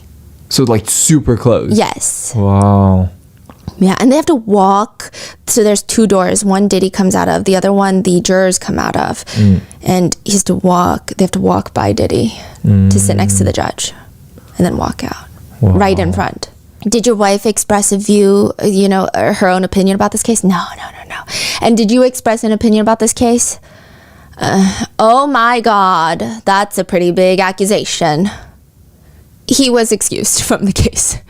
The next juror walks up to the stand. He reminds me, and this is personal, but he gives me bowling dad vibes. Like, this man in my alternate universe in my head, I feel like he owns a collection of bowling balls and he bowls on the weekends. Is there anyone who doesn't know Diddy from this all these people, or it doesn't appear that so way. Most of them, they all know what's going on? Yes. Okay. Yeah, and so he says he's unsure if he can be fair and impartial because the lifestyle bias, And when he's asked to elaborate further, he says, just the reputation that might be someone in that field. What do you mean by that? What field are you referring to? The music LA lifestyle, it's very much different than the way I was brought up. What's your perception of how it was different? Fast and loose. He also says that he saw the video of Diddy and Cassie in the hotel. However, even though he saw it, he can be unbiased. He describes it as, well, you can't unring a bell. What does that mean? You can't unring the bell. I can't unhear something that I've heard, but I can separate that from what's presented here. He does appear to be pretty honest in his answers. Like, even, it seems like he's very genuine. Like, he's not trying to be like, yeah, no, I'm unbiased. It seems like he's being very thoughtful. If I'm not mistaken, the defense did not want him on the jury. So after every juror leaves in the individual questioning, the defense and the prosecutors have a moment to bring up an application for striking that jury. And then the judge will either strike them or hold off or bring them back in for further questioning, or they'll be like, as of right now, no. The defense did try to strike him. They really did not like the can't unring the bell comment. And was he excused? He was not. Oh. Yes. Okay. Because I think he was being honest. I mean, there's no one that hasn't seen something about Diddy. A lot of jurors were excused for either lack of English comprehension or just financial hardship due to the schedule. It's 8 weeks. It's 8 weeks. You have to take off work. If you work by commission, if you have your own business, I mean, that's going to run you into bankruptcy. So a lot of them were excused for that. Now, this judge is asking a female juror about her ability to take off work. He asks, and where do you work? HBO. HBO. And what do you do for HBO? I'm a photo producer. which, side note, photo producer means she helps with hiring, securing the location, getting the actors to there, getting the right attire, costumes, getting catering, hiring the photographer, and then they take the pictures for the advertisements that we see on the billboards. She later states that she recently worked with The Last of Us, White Lotus, Thailand, the one Lisa is on, and the judge asks her, okay, and in the course of working for HBO, have you done any work or have there been projects related to any allegations in this case? No. Later, the judge asks her, okay, now what have you heard or read about this case prior to today? Just because I work in entertainment, I'm somewhat familiar. I've seen the video, I've read a few headlines and articles, but I haven't done like a deep dive into it. Has anything been discussed in your presence at HBO concerning Mr. Combs? Not officially, but I would say yes, in hallway water cooler talk. What was the water cooler talk? Just that there's a case and he was arrested and he's in jail.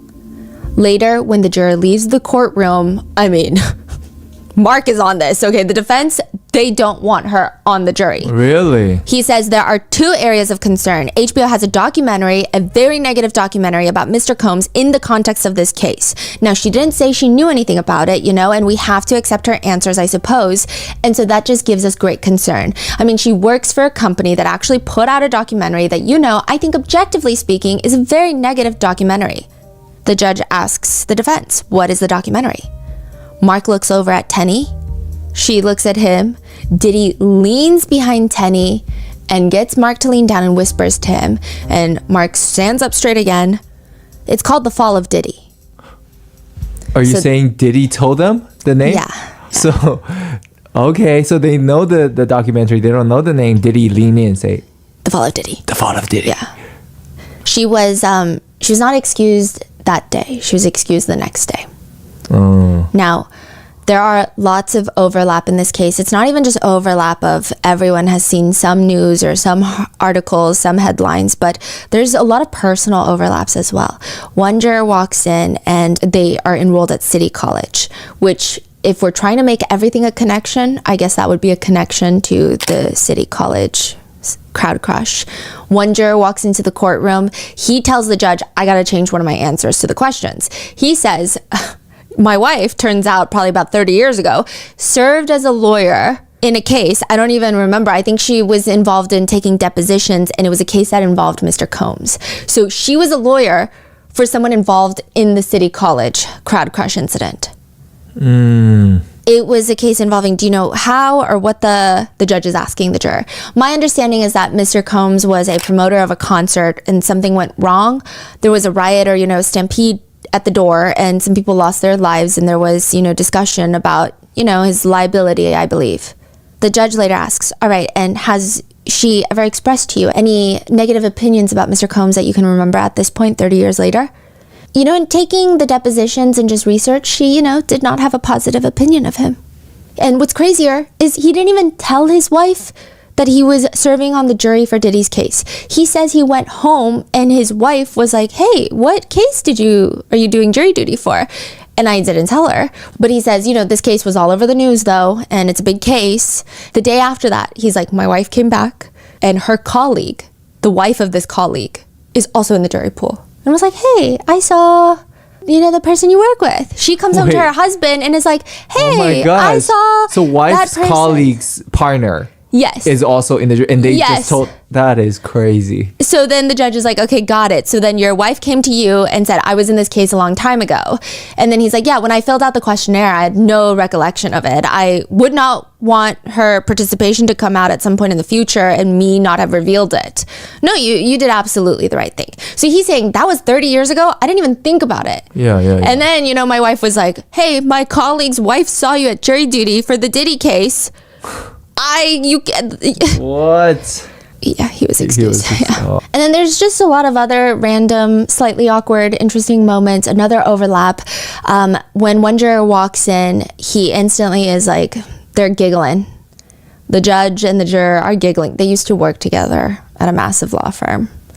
What? So he was excused.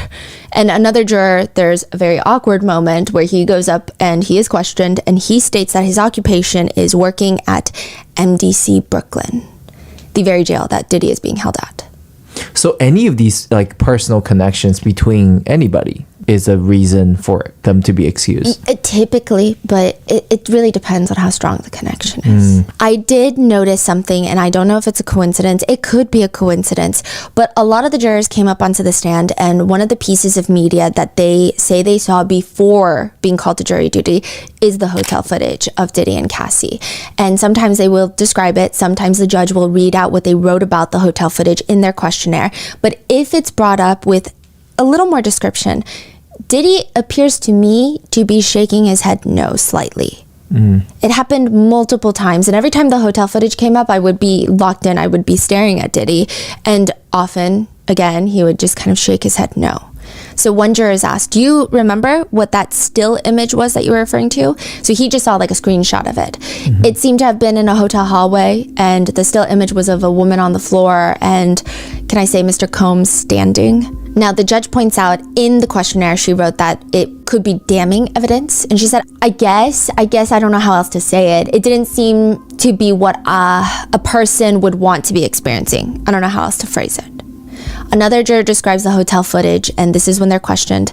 A video in the hallway that was dragging a person over the hallway. And Diddy would kind of shake his head no. Later, the same juror states they saw, quote, parties, and there were like headlines in the news, parties, and there were different situations with people who were very uncomfortable after certain periods of time, and they feel like they were drugged, put something in their drinks, and then they remember, and then there were situations that people were abused, that they were taken advantage of. One juror describes the hotel video as, I saw the video of Mr. Combs and this person.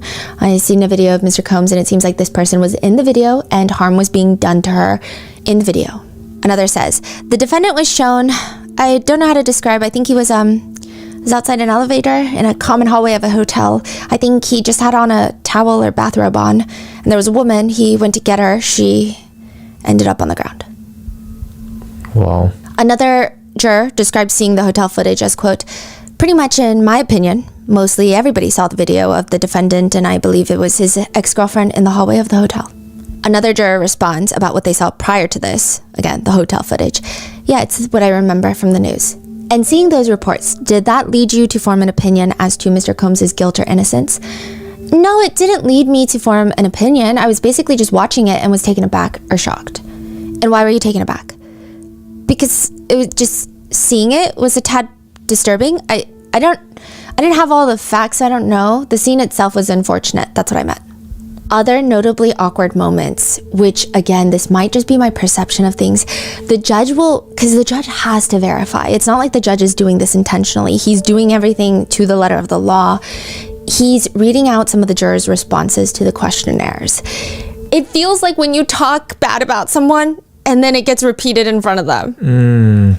The judge is reading, you said that P. Diddy has a lot of money to use at his discretion, possibly buy his way out of jail. What did you mean by that? I mean, I don't know how else to explain that. On the same note, another instance, the judge reads out another part of the questionnaire of another juror and reads out the repeating playing of the hotel video of incidents above and media gives the appearance of an angry, hostile person who is entitled. So judge is reading these out loud. And it's just like, can you clarify? In front of Diddy. And do you feel like they're... I feel like, okay, so I was trying to watch both. Diddy's actually more deadpan during these moments. It's usually the hotel footage that seems to get a little head shake no. It gets something out of him. Yeah, otherwise people are like, yeah, I saw the headlines, I saw this. My wife was like, did he do it? Did he not? OMG. Not much. It's kind of just deadpan.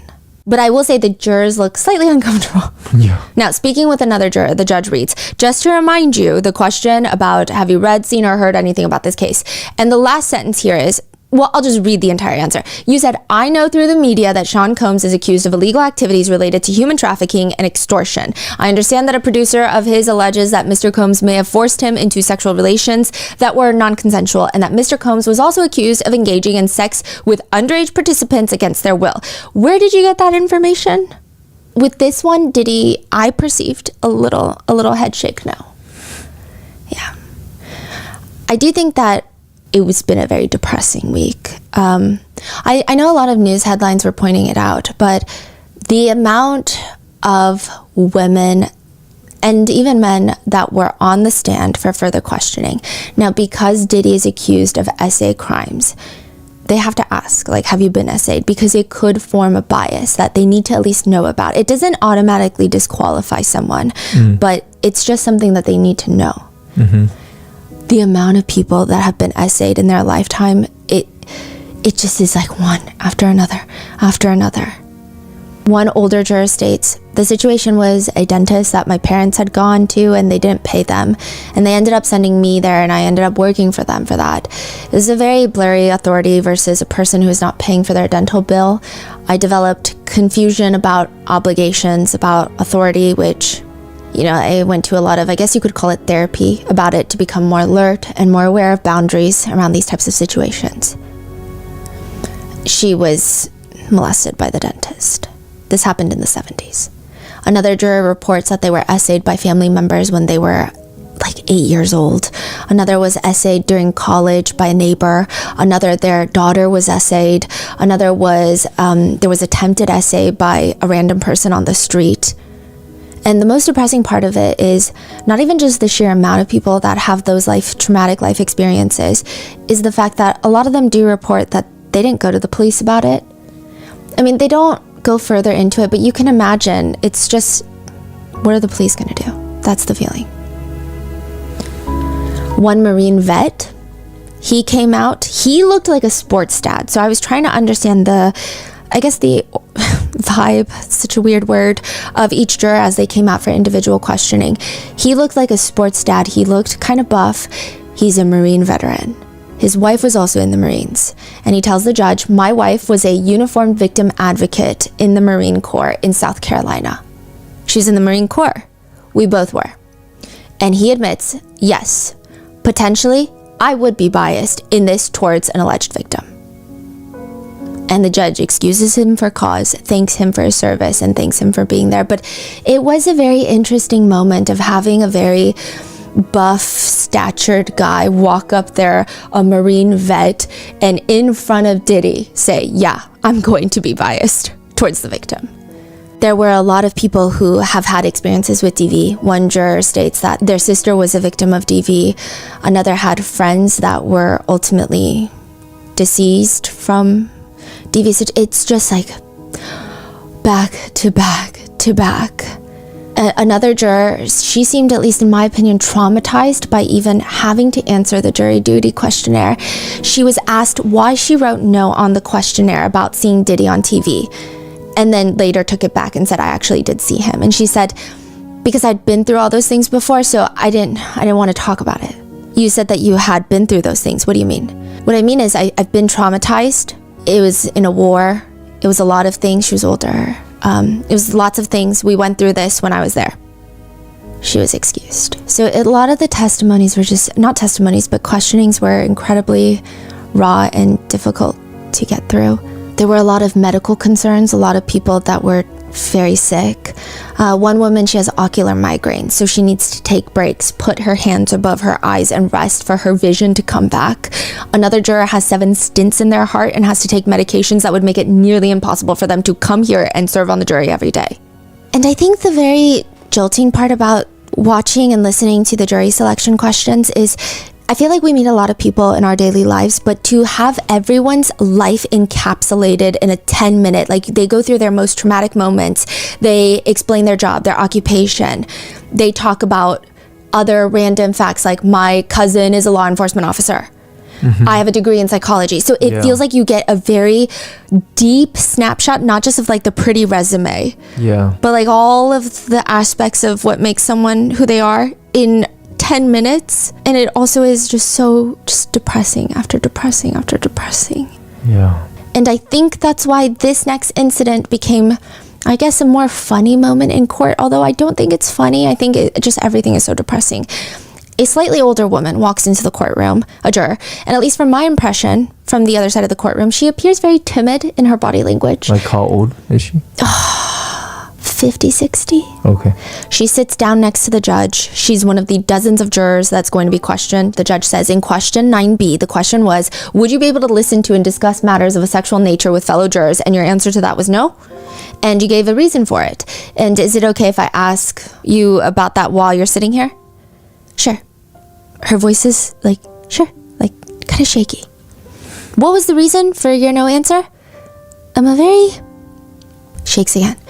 It sounds like her voice is breaking. I'm a very sensitive person, and I could faint or black out. When I was in junior high school, during the health education class, the teacher brought up, well, it shouldn't have been, but they brought up blowjobs, and I actually fainted. And the teacher and everybody surrounded me and said, what's going on here? And I was so embarrassed, I said I fell asleep when I didn't. And so I feel that if I were to come into mental contact with something similar, I wouldn't be able to speak coherently, and I wouldn't be a good juror. She is excused. I think that was a very notable moment in the courtroom.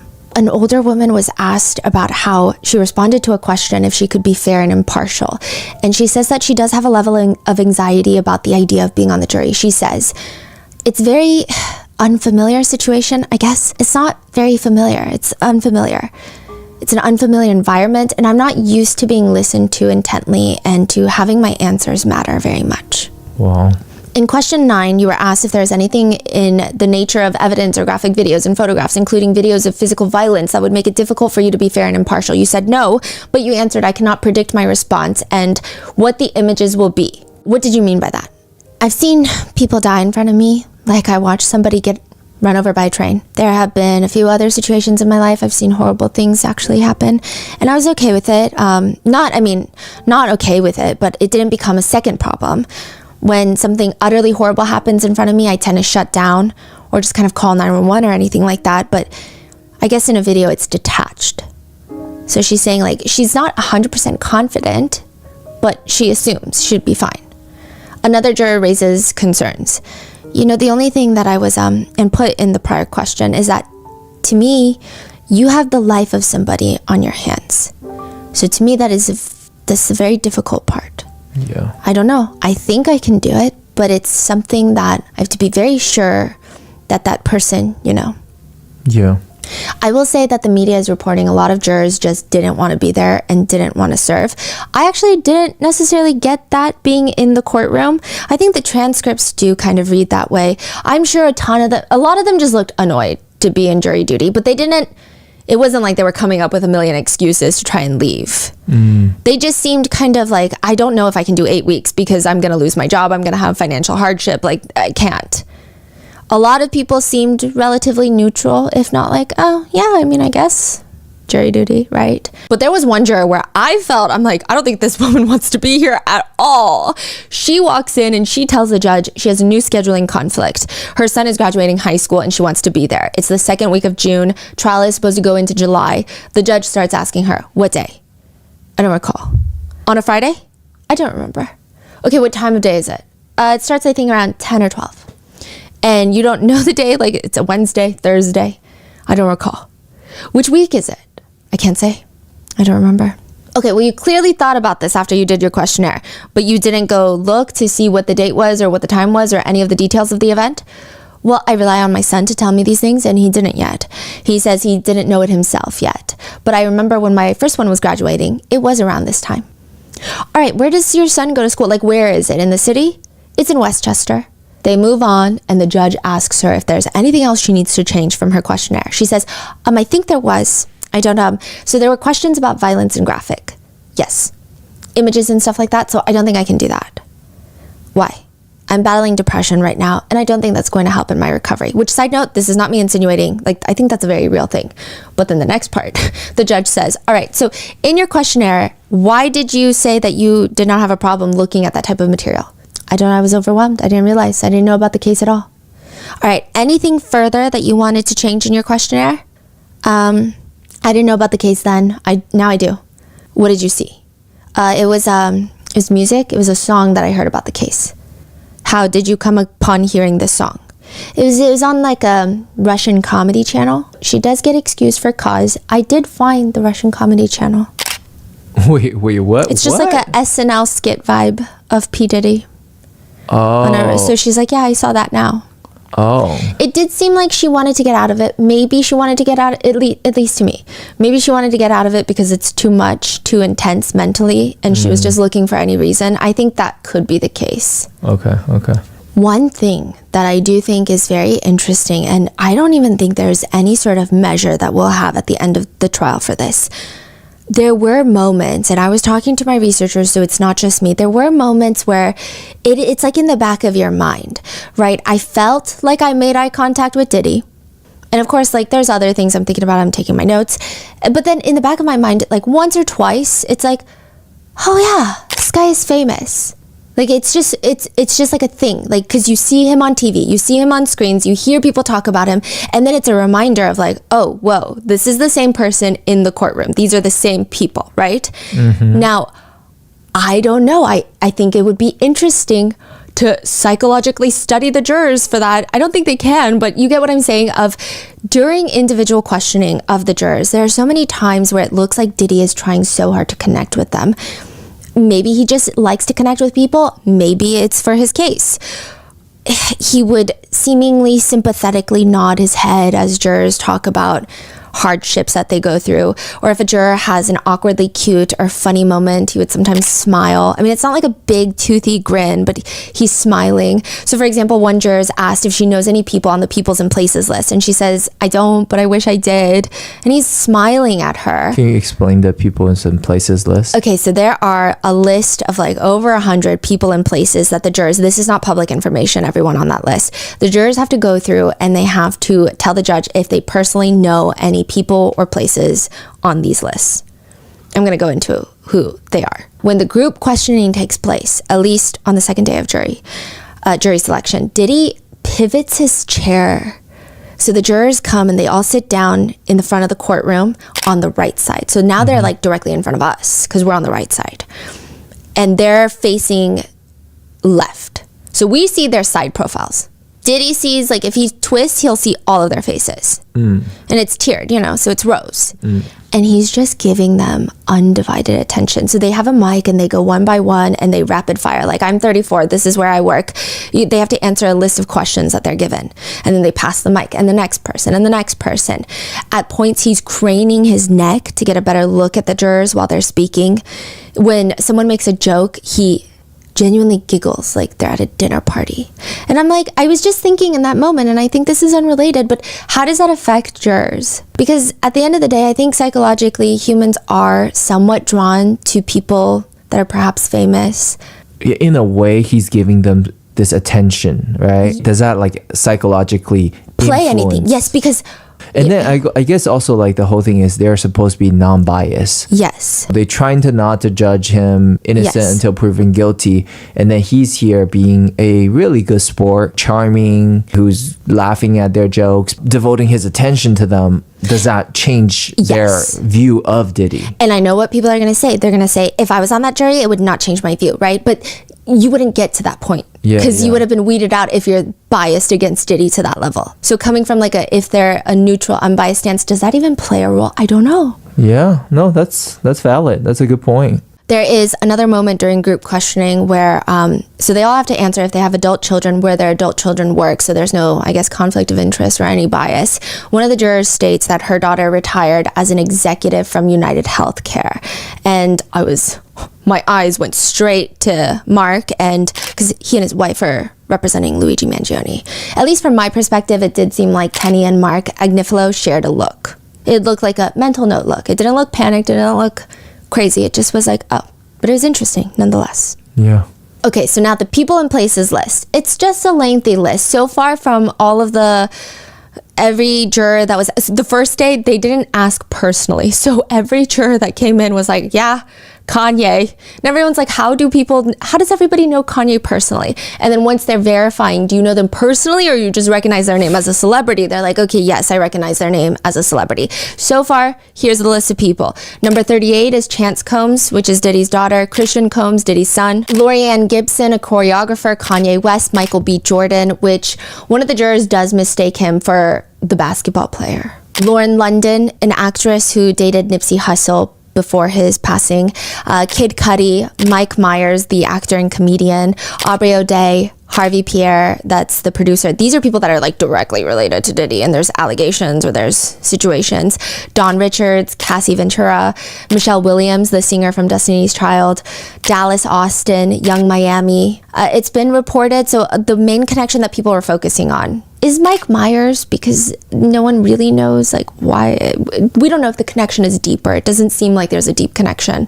And then it's reported that Michael B. Jordan went on a date with Cassie, which Diddy was reportedly upset by, allegedly. And then obviously Kid Cudi, his car was blown up allegedly. Diddy blew up his car. And the rest, I imagine a lot of them don't have sinister connections, as some people are making it appear.